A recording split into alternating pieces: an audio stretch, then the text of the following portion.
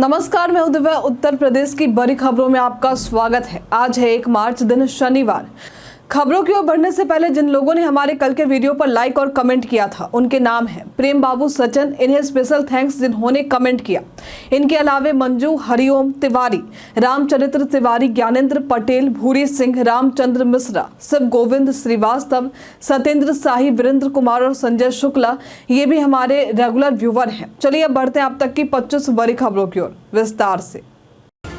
RITES ने 94 पदों पर निकाली भर्ती। Rail India technical and economic service limited यानी RITES ने 94 पदों पर भर्ती निकाली है और आवेदन करने की अंतिम तारीख 11 मार्च है। इच्छुक उम्मीदवार इसके आधिकारिक वेबसाइट RITES.com पर जाकर आवेदन कर सकते हैं। इस भर्ती के लिए जरूरी है कि उम्मीदवारों ने फुल टाइम संबंधित क्षेत्र में BE, BTech या संबंधित क्षेत्र में डिप्लोमा या MSc किया हो। उम्मीदवारों की अधिकतम आयु सीमा 40 वर्ष होनी चाहिए। आरक्षित उम्मीदवारों को इसमें छूट दिए जाएंगे। भर्ती से संबंधित सटीक अधिक जानकारी के लिए आप इसके आधिकारिक वेबसाइट और अधिसूचना को देख सकते हैं।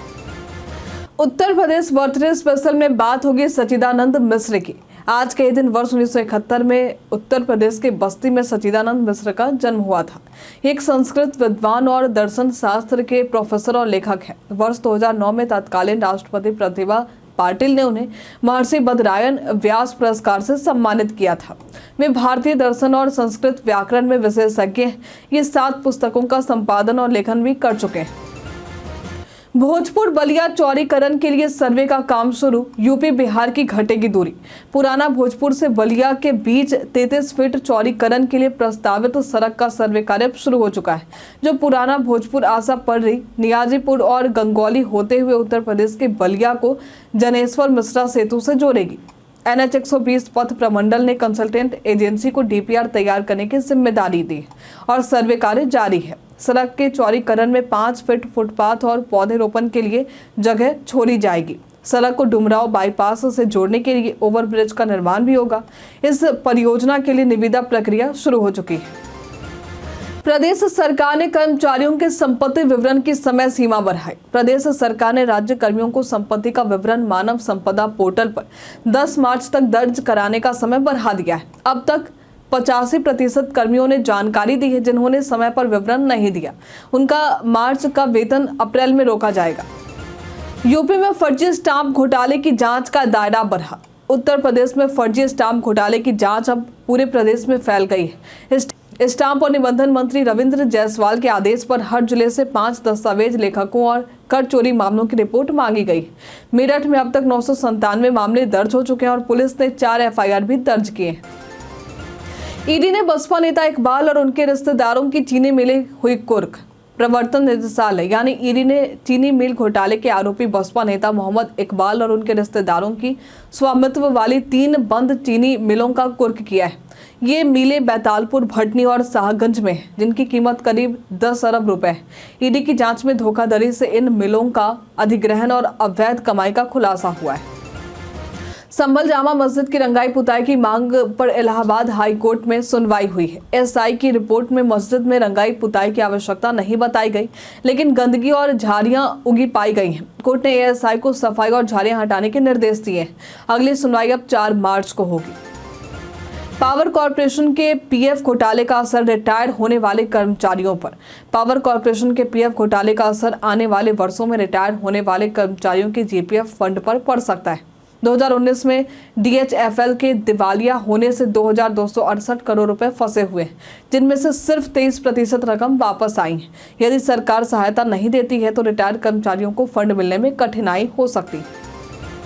चाबी लगी छूटने के कारण चोरी हो गई है गाड़ी, तो क्या मिलेगा इंश्योरेंस? जानिए। अगर आपकी गाड़ी चोरी हो जाती है तो इंश्योरेंस क्लेम मिल सकता है, लेकिन इसके लिए कुछ शर्तें होती हैं। अगर आपने गाड़ी की चाबी उसमें ही छोड़ दी और किसी ने इसका फायदा उठाकर गाड़ी चुरा लिया है तो आपको इंश्योरेंस क्लेम रिजेक्ट हो सकता है। इंश्योरेंस कंपनियां ये जांचती है कि गाड़ी चोरी में मालिक की लापरवाही तो नहीं है। यदि ऐसा पाया जाता है तो क्लेम को नेग्लिजेंस केस के तहत खारिज किया जा सकता है। हालांकि कॉम्प्रिहेंसिव पॉलिसी में अगर आप ये साबित कर देते हैं कि चाबी जबरन छीनी गई है तो क्लेम मिल सकता है।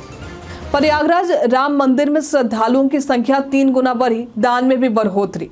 प्रयागराज महाकुंभ के दौरान राम मंदिर में श्रद्धालुओं की संख्या 3 गुना बढ़कर रोजाना 3.5 से 4 लाख हो गई। पहले ये संख्या 80,000 से 1 लाख थी। अब मंदिर में रोजाना 15 लाख रुपए का दान आ रहा है, जिसके चलते दान पात्र की संख्या 6 से बढ़ाकर 32 कर दी गई। मंदिर का शिखर मार्च तक पूरा हो जाएगा। यूपी में 100 शीर्ष कंपनियों ने जीएसटी में 19,000 करोड़ रुपए का योगदान किया। उत्तर प्रदेश की 100 प्रमुख कंपनियों ने इस वर्ष स्टेट जीएसटी के रूप में 19,000 करोड़ रुपए से ज्यादा टैक्स दिया है, जो पिछले वर्ष से 27% ज्यादा है। ओप्पो मोबाइल फोन सबसे बड़ी योगदान करता है। नोएडा, लखनऊ और छोटे जिलों में भी जीएसटी भुगतान में वृद्धि देखी गई और 2023-24 के लिए 1.75 लाख करोड़ रुपए का राजस्व का लक्ष्य रखा गया है। आगरा में मेट्रो निर्माण से वाहन चालकों की बढ़ी परेशानी। आगरा में मेट्रो के पहले कॉरिडोर का काम शुरू होने से हाईवे पर वाहनों की आवाजाही मुश्किल हो गई।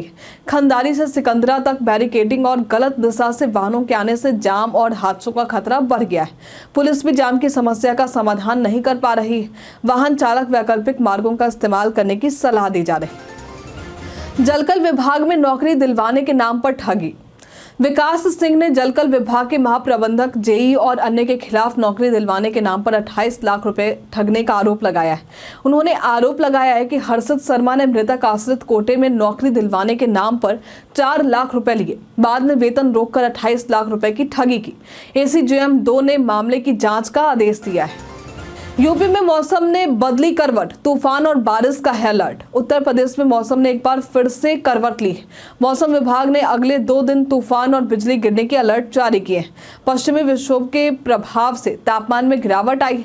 यहां अधिकतम तापमान 28 डिग्री सेल्सियस रहा। किसानों के लिए भी संकट बढ़ सकता है, क्योंकि तापमान और बारिश से फसलें प्रभावित हो सकती। बरेली मंडल में चीनी मिलों पर 616 करोड़ रुपए का गन्ना भुगतान बकाया। बरेली मंडल की चीनी मिलें किसानों का 616.41 करोड़ रुपए का गन्ना भुगतान दबाए बैठी है। कई बार मांग के बावजूद भुगतान नहीं किया गया है। उप गन्ना आयुक्त ने बकायेदार मिलों को नोटिस जारी कर शेड्यूल मांगा है, अन्यथा वसूली सर्टिफिकेट जारी कर भुगतान वसूलने की प्रक्रिया शुरू की जाएगी। होली पर ट्रेनों में सीटें भरने से यात्रियों को मुश्किलें।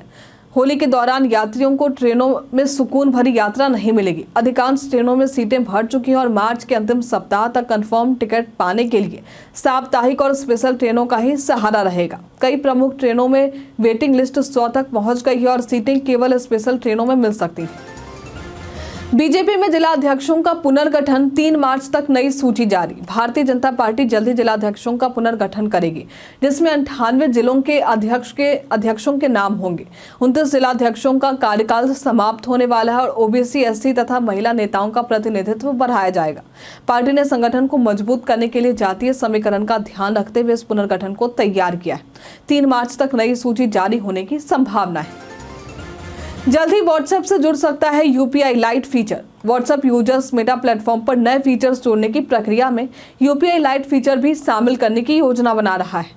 इस फीचर के जरिए यूजर्स बिना पिन डाले छोटी पेमेंट्स कर सकेंगे, जिससे ट्रांजैक्शन तेज और सुरक्षित होंगे। फिलहाल व्हाट्सएप पर यूपीआई पेमेंट की सुविधा पहले से मौजूद है, लेकिन अब यूपीआई लाइट का फीचर भी टेस्टिंग में है।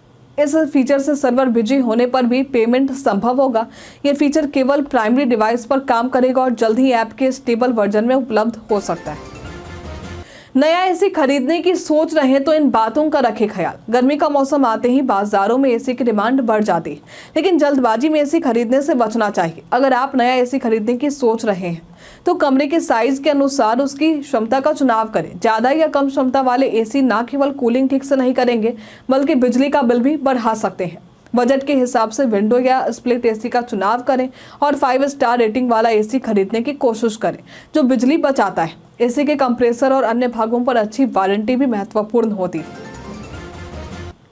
अखिलेश यादव ने महाकुंभ को लेकर योगी पर राजनीतिक आरोप लगाए। सपा अध्यक्ष अखिलेश यादव ने मुख्यमंत्री योगी आदित्यनाथ पर महाकुंभ के आयोजन को राजनीतिक बनाने का आरोप लगाया है। उन्होंने कहा है कि मुख्यमंत्री ने महाकुंभ का गलत प्रचार किया और प्रशासनिक लापरवाही के कारण भगदड़ हुई। साथ ही पीएम मोदी पर भी बिना नाम लिए निशाना साधा। अखिलेश ने बीमा क्षेत्र में एफडीआई पर भी सवाल उठाए हैं। मुरादाबाद सांसद और कांग्रेस नेता के खिलाफ गैर जमानती वारंट जारी। मुरादाबाद सीट से सपा सांसद रुचि वीरा और कांग्रेस नेता असद मौलाई के खिलाफ आचार संहिता उल्लंघन के मामले में गैर जमानती वारंट जारी किया गया है। ये मामला 2019 के लोकसभा चुनाव के दौरान जनसभा आयोजित करने पर दर्ज हुआ था। वहीं दूसरी तरफ जयाप्रदा को अभद्र टिप्पणी मामले में राहत मिली। उनकी पेशी वीडियो कॉन्फ्रेंसिंग से होगी। रोहित शर्मा को आराम, शुभमन गिल कर सकते हैं न्यूजीलैंड के खिलाफ कप्तानी। रोहित शर्मा को पाकिस्तान के खिलाफ मैच में मांसपेशियों में खिंचाव आ गया, जिसके कारण उन्हें न्यूजीलैंड के खिलाफ आराम दिया जा सकता है। इस मैच में शुभमन गिल कप्तानी कर सकते हैं और रोहित शर्मा की जगह ऋषभ पंत या वॉशिंगटन सुंदर को टीम में शामिल किया जा सकता है। भारत और न्यूजीलैंड के बीच मैच 2 मार्च को दुबई में होगा। इसी के साथ बढ़ते आज के सवाल की ओर। तो आज का सवाल, आपके क्षेत्र का मौसम कैसा है? आप अपना जवाब हमें कमेंट में लिखकर जरूर बताइए। तो आज के लिए फिलहाल इतना ही। उत्तर प्रदेश की तमाम खबरों के साथ बने रहने के लिए देखते रहे डेली यूपी। और साथ ही अगर आप यूट्यूब से देख रहे हैं तो चैनल को लाइक करना और सब्सक्राइब करना। अगर आप फेसबुक से देख रहे हैं तो पेज को फॉलो करना ना भूलें। धन्यवाद।